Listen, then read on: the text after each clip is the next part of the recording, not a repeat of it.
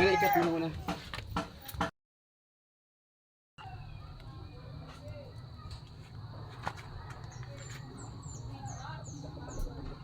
Ikat mo na. Okay, good afternoon mga lods. Nandito tayo ngayon sa Karangag, no? Para puntahan sana natin si Nanay Ana, no? Yes. Ana Toledo, kasi si Nanay Ana Toledo mga lods, yung nahingi ng tulong sa atin kasi ano sabi ng doktor? Talagang supposedly Parang tabi, yung didi niya. kaipuhan po ito. Operahan na data. Ano na daoga komplikasyon na sa ginhawa niya. Okay. So, medyo na-feature natin siya dati and si Nanay Ana napunta ng ospital dati na ng tulong sa amin.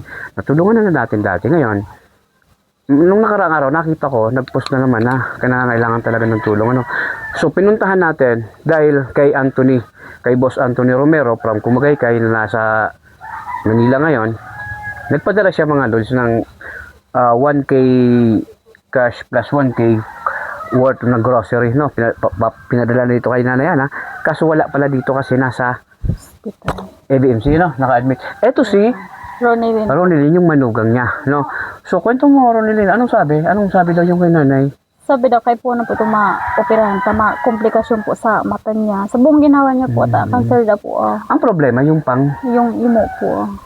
pero may pera na sana.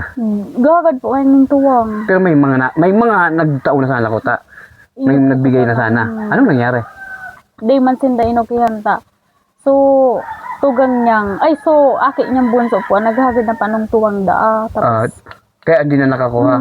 Tapos sa susunod naman daw So, yun palang problema mga lods. Talagang may lumapit na sa iba-ibang ahensya ng gobyerno. Ang problema, naka-avail na pala. Kaya, kumbaga, hindi ba po pwedeng ngayong buwan, dapat susunod naman na buwan ulit. Mahayat po, sinda. Mahayat ulit. So, yan ang nagiging problema ni Nanay para maoperahan. So, talagang Uber na po, ano na sinya, gano'n na po. may ano na talaga? Lugad na po, Tapos, kakayalat na po ang mga buko, ano niya, baga sa ginhawangan. Si tatay, anong trabaho? Gagot man lang po, Mag-aabaka lang si tatay. So, yung mga anak, wala naman din, Di man po, ayuman po ang trabaho. Okay, mga lods, eto medyo nakakalungkot din naman, wala din naman talaga yung so sana, katulad kay Boss Anthony Romero, nakapagbigay ng tulong, sana kahit konti mga lods, mabigyan natin kasi pag inipon-ipon naman natin yun, malaking halaga na para maopera na rin si Nanay Ana, sana maging bahagi tayo ng paggaling ni Nanay Ana Toledo. Okay, kung baka gusto mong manawagan para kay Nanay? So, mga gusto man po magtabang ki mamay po, man po aning date man po, maski diit na matuwangan man po si Ana Toledo po. Okay, yan panawagan ng manugang, So, ito yung galing kay Anthony. Ito yung 1K plus 1K worth na grocery. So, wala pala si Nanay.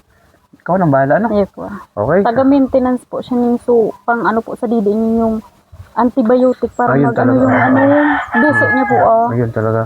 Taga-lugad ng pagari po kay Tuya, hababaw na ang lugad mo yung naghalalom na. So, utong niya po, daing na ito. Wala na yun? Duman ito tuyo yung nana niya, sa tahaw, gaano na nga luyugad na. Kaya pala hindi ko na nakikita sa GMA hospital. Ano po kay Tuya, gusto niya magpalimpya duman sa EBMC, duman sa Abira. Pag igwan na ning ito. So, yan, nadago. Igwan na. Tapos napalimpya kay Puhan, isuwiruhan siya. Pag nilimpyahan. Di nagpa-admit naman po siya niya duman.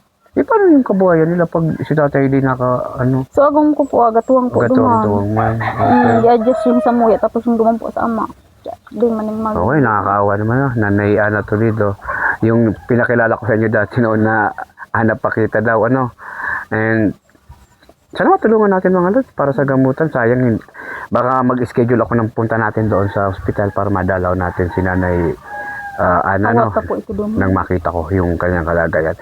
Muli sa ating pagtutulungan, meron tayong mapapangiti, meron tayong mapapagaling na kapwa natin. So muli, Barangay Karangag, have a nice day mga lods.